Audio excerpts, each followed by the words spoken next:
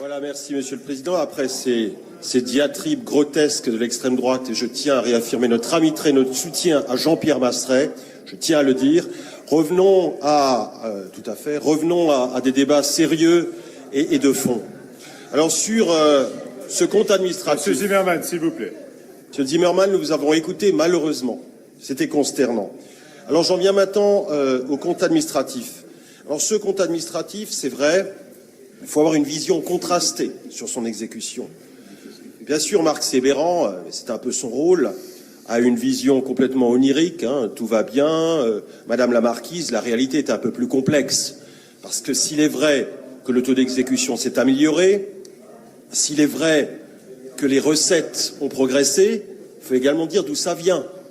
Ça a été dit, mais j'y reviendrai de façon plus détaillée, c'est l'augmentation de la CVAE. Cette augmentation de la CVAE, certes, liée au transfert de la compétence transport interurbain, était une bonne mesure. Elle a permis d'améliorer les rentrées de la région. Et il faut rendre justice au gouvernement socialiste qui a pris cette mesure, qui a permis de donner plus d'aisance aux finances régionales. Donc peut-être d'ailleurs la seule raison pour laquelle ce compte administratif est meilleur que les comptes administratifs précédents, c'est parce que nous avions, jusqu'il y a peu de temps, un gouvernement qui était attentif à la décentralisation. Je voulais ici le dire et le redire. Je voudrais également vous parler d'un autre sujet qui m'inquiète beaucoup, c'est qu'effectivement, mais ça c'est pas d'aujourd'hui, nous avons une fiscalité propre qui est très faible. Notre autonomie fiscale, c'est 11%.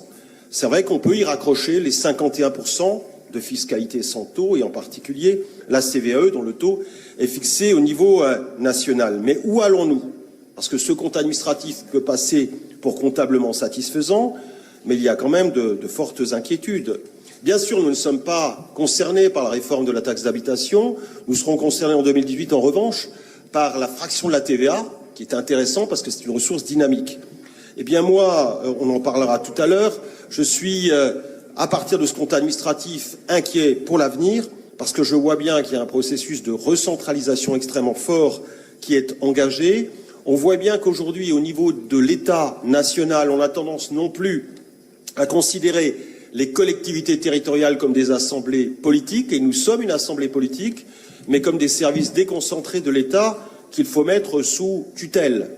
Alors j'en prends pour exemple la contractualisation dont nous parlerons tout à l'heure, certes. Et quelles qu'aient été les majorités?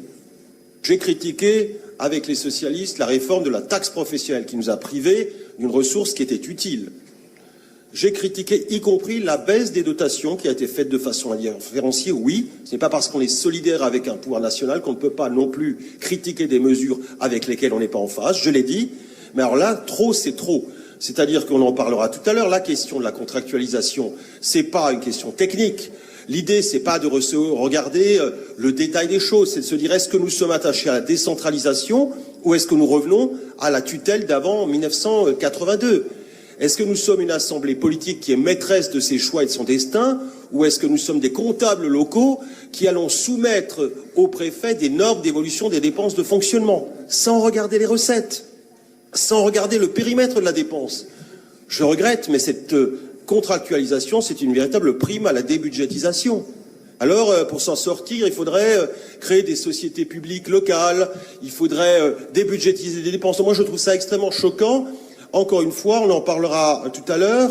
Je considère d'ailleurs, sans anticiper sur le débat, que notre collectivité s'honorerait de défendre la décentralisation en n'adoptant pas cette contractualisation. Parce que aller vers ça pour des raisons techniques, bonne relation avec l'État, évidemment, on peut en discuter. Nous dépensons moins que ce qui nous est demandé, on peut en discuter. Mais derrière tout ça, nous nous mettons complètement dans la main du pouvoir national. Et s'imaginer que demain, si nous sommes gentils, il y aura des retours, on n'en est pas sûr. Le pouvoir change, les priorités changent, les taux d'exécution des contrats de plan sont très faibles. Donc je ne crois pas à ce type d'argument. Je crois en revanche que, comme d'autres régions, nous pourrions sur ce point être pilotes et prendre des positions de principe, parce qu'au-delà de nos sensibilités, nous sommes tous attachés à la décentralisation. Et puis je le dis, pour conclure, je ne vais pas être trop long, nous sommes aussi porteurs de l'intérêt général. Il n'y a pas que l'État qui porte l'intérêt général.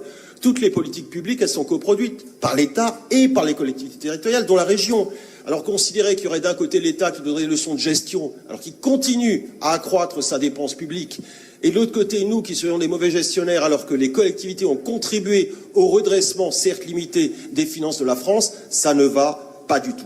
Voilà, je voulais vous le dire. Sur le compte administratif, pour revenir, quelques remarques techniques, mais somme toute ce que j'ai dit, un compte administratif qui est plutôt bon grâce aux mesures fiscales prises par l'ancien gouvernement, je le redis. Et quant à l'ADM, elle est extrêmement technique. J'aurais pas beaucoup plus à en dire à ce stade.